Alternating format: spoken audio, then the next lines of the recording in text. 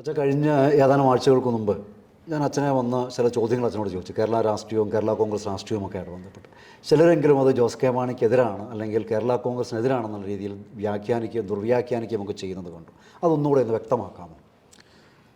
അല്ല, അതിപ്പോൾ നമ്മളെന്ന് പറഞ്ഞാലും രാഷ്ട്രീയക്കാർക്ക് അവർക്ക് യോഗ്യമായ കാര്യങ്ങൾ അവരെടുക്കും, അതനുസരിച്ച് വ്യാഖ്യാനിക്കും. നമുക്ക് അതിന് ഒന്നും തടസ്സം പറയാനോ ഒന്നും ചെയ്യാൻ പറ്റിയില്ല. അത് അവരുടെ രീതിയാണ്. അതുപോലെ തന്നെ മറ്റവർക്കും നേരെ അനുകൂലമായിട്ട് വ്യാഖ്യാനിക്കാവുന്ന കാര്യം ഞാൻ പറഞ്ഞിട്ടുള്ളൂ. കാരണം എന്തെന്ന് ചോദിച്ചാൽ നമുക്ക് ഒരു പാർട്ടിയോ പ്രത്യേക പാർട്ടിയുടെ അനുഭവമൊന്നുമില്ല.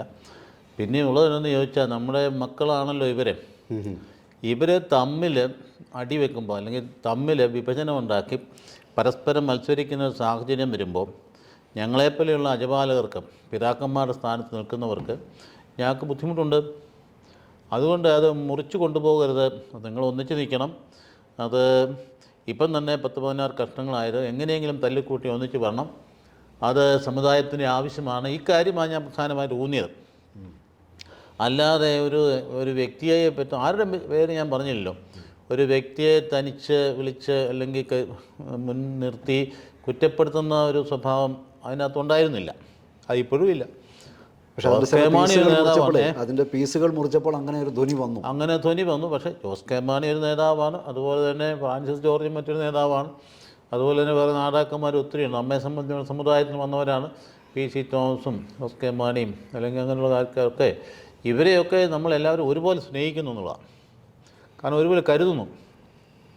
അവരിങ്ങനെ പ്രത്യേക ഒരു ഐഡിയോളജി വെച്ചല്ലല്ലോ ഈ പറയുന്ന ഗ്രൂപ്പിസങ്ങൾ ഉണ്ടായതും ഏതെങ്കിലും തരത്തിലൊക്കെ പിരിഞ്ഞു പോയതും എന്തെങ്കിലും കാര്യത്തിൽ വലിയ ഐഡിയോളജി ഒന്നും അല്ലല്ലോ. ഐഡിയോളജി എല്ലാവരും ഒന്ന് തന്നെയാണ്. കർഷക പ്രേമ എന്നല്ലേ പറയുന്നത്. അപ്പം അതിനകത്ത് തന്നെ വ്യക്തിപരമായിട്ടുള്ള കാര്യങ്ങളും താല്പര്യങ്ങളൊക്കെയാണ്. ജോസ് കെ മാണിയും ഈ പറയുന്ന പി ജോസഫ് ഗ്രൂപ്പ് ഇവരുമെല്ലാം ഒന്നായി തന്നെ ഓരോ തന്നെ എനിക്ക് തന്നെയല്ലേ ജോസ് കെ മാണിയൊക്കെ ഞാൻ എതിരെ നിൽക്കുന്നു എന്ന് പറയേണ്ട ഒരു കാര്യമില്ല. ജോസ് കെ മാണിയോട് ഞാൻ ചില കാര്യങ്ങളൊക്കെ പറഞ്ഞിരുന്നു. അത് ഞാൻ മാത്രമല്ല പലരും പറഞ്ഞിരുന്നു. അതാണ് ഒരു ഫാക്റ്റ്. പിന്നെ PJ ജോസഫിനോട് രണ്ടും ഒരുപോലെ തന്നെ.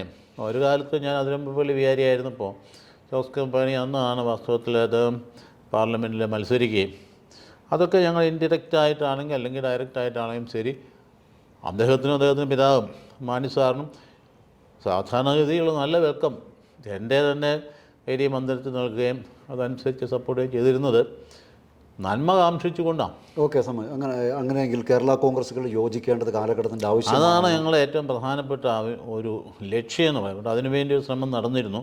പക്ഷേ ഇതൊക്കെ ഇവിടെ വ്യക്തിപരമായ താല്പര്യങ്ങളും പ്രത്യേകിച്ച് ഇപ്പം രാഷ്ട്രീയമായ അനിശ്ചിതത്വവും എവിടെ വോട്ട് ചെയ്യും എന്ത് ചെയ്യുന്ന ഒരു നേതൃത്വം കേരള രാഷ്ട്രീയം തന്നെ ഒരു അനിശ്ചിതത്തിൽ നിൽക്കുമ്പോൾ ഇത് കാലഘട്ടത്തിൻ്റെ ഒരു ആവശ്യം. വല്ലാത്ത അനിശ്ചിതത്വമാണ്. കാരണം എന്താണെന്ന് ചോദിച്ചാൽ ഇപ്പോൾ BJPക്ക് അനുകൂലമാണെന്നൊരു വ്യാഖ്യാനം ഒരു വശത്തൂടെ നടക്കും, എതിരാണെന്ന് മറ്റൊരു അതിനെതിരാണ്. മറ്റേ മണിപ്പൂരൊക്കെ വെച്ചുകൊണ്ട് സാധാരണഗതിയിൽ BJPക്ക് എതിരാണ്. അതേസമയത്ത് നേരെ മണിപ്പൂരിൻ്റെ നേരെ വെച്ചുകൊണ്ട് അത് വംശീയമായിട്ടുള്ള ആക്രമണമാണ്, വർഗീയമല്ല. അതുകൊണ്ട് BJPക്ക് അതിനകത്ത് പ്രത്യേക കാര്യമൊന്നുമില്ല എന്നൊക്കെ പറഞ്ഞുകൊണ്ട് നീതീകരിക്കുന്ന രീതി. അപ്പോൾ ശരിക്കും ഇവിടെ ഒരു നേതൃത്വം ആവശ്യമില്ല. അത് കോൺഗ്രസിനെ പോലുള്ള പാർട്ടികൾക്ക് അത് വാസ്തവത്തിൽ ആവശ്യം. ഇപ്പോൾ ഗ്രഹാസ്റ്റൈൻ്റെ വധത്തെ തുടർന്ന് 25-ാം വർഷമാണല്ലോ. അതിനെക്കുറിച്ച് രണ്ട് തരത്തിൽ വ്യാഖ്യാനിക്കും.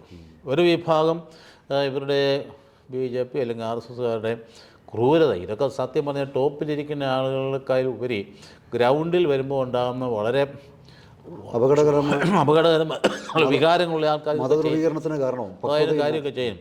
അതേസമയത്ത് അതങ്ങനെയല്ല.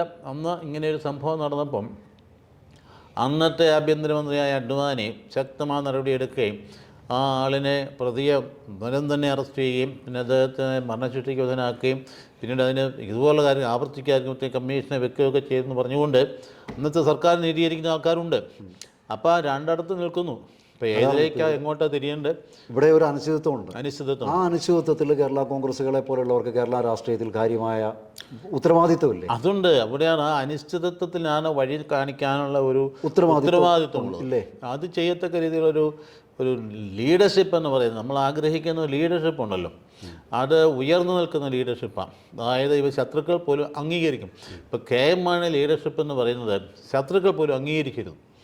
അത് മാർക്സിസ്റ്റ് പാർട്ടിയുടെ സമ്മേളനങ്ങൾക്ക് അദ്ദേഹത്തെ ക്ഷണിക്കുകയും അദ്ദേഹം പോകാൻ മടി കാണിച്ചില്ലല്ലോ, പോവുകയും ഒക്കെ ചെയ്തിരുന്നല്ലോ. അപ്പോൾ ആ ഒരു പേഴ്സണാലിറ്റി എന്ന് പറയുന്ന ഒരു വലിയ പേഴ്സണാലിറ്റിയാണ്. അത് അങ്ങേർക്ക് എതിരായിട്ടും ഞാൻ ചിന്തിച്ചിട്ട് പോലും. കാരണം ഞങ്ങളൊന്ന് വളരെ അടുപ്പവും ആ ബഡ്ജറ്റ് അവതരിപ്പിക്കാനാണെങ്കിൽ പോലും ഞാനിന്ന് ലൂർദ് പള്ളി തിരുവനന്തപുരം വികാരിയാണ്. എന്നെ വിളിച്ച് വരുത്തി ആശീർവാദം വാങ്ങിച്ചാണ് അത് ആ ബഡ്ജറ്റ് അവതരണത്തിൽ പോലും പോയത്. അതുകൊണ്ട് കെ എം മാണിക്കെതിരായിട്ട് ചിന്തിക്കുമെന്ന് പറയുന്നത് ആർക്കെങ്കിലും തോന്നിയിട്ടുണ്ടെങ്കിൽ അത് മിഥ്യയാണ്, ഒരിടപാടില്ല. ഞങ്ങളുടെ ഒരു മനോവേദനയാണ്. കാരണം ഇത് പിളർന്നു പോയപ്പോൾ ഞങ്ങൾക്ക് സംഭവിച്ചിരിക്കുന്നത് ഞങ്ങളുടെ ജനം രണ്ടായി പോയി. അതിൻ്റെ ഉള്ള വേദന കൊണ്ടാണ് ആ കാര്യം പറഞ്ഞില്ല. ഒരു വ്യക്തിപരമായിട്ടോ ഒരു ഗ്രൂപ്പിനോടോ പ്രത്യേക ഒരു ഗ്രൂപ്പിനോട് അനുകമ്പയോ വേറെ ഗ്രൂപ്പിനോട് എതിർപ്പോ ഒരിക്കലുമില്ല.